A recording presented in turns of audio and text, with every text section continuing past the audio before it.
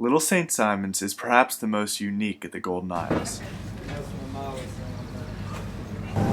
It is accessible only by boat, leaving from Hampton Point Marina at the end of St. Simons Island. The 15-minute boat ride weaves through the rivers of the marsh. The island is 10,000 acres of perfectly preserved, untouched land. The accommodations on the island cater to no more than 30 guests at one time, giving guests the feeling that they are worlds away from civilization. Once on the island, a guided truck tour can take you along the paths. Comparing Little St. Simons to some of the other barrier islands, we're a much younger island. We're a Holocene island, which at our oldest parts, we're only about 2,000 to 4,000 years old, compared to some of the other islands, which are Pleistocene islands, like St. Simons and Cumberland. They're about 20,000 years old. So they're developed much differently than we are. And so when you look out here, this is a really great spot to see.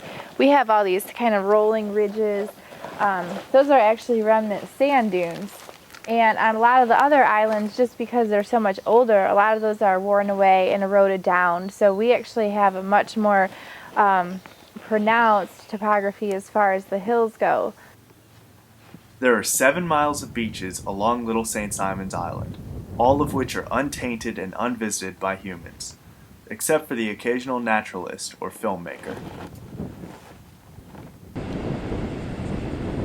The island also features a marsh with adjustable canals. They use it to manage for waterfowl. They wanted to duck hunt here, but we can use it now. It's one of the areas that we can manipulate the water level. So in the springtime, we'll lower it for birds like yellowlegs, wading birds like herons and egrets. So this is really cool. This is actually one of my favorite spots right now.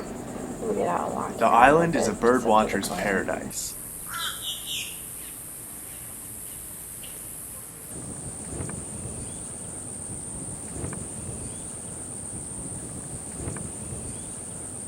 On this day, we counted 19 alligators in this lake.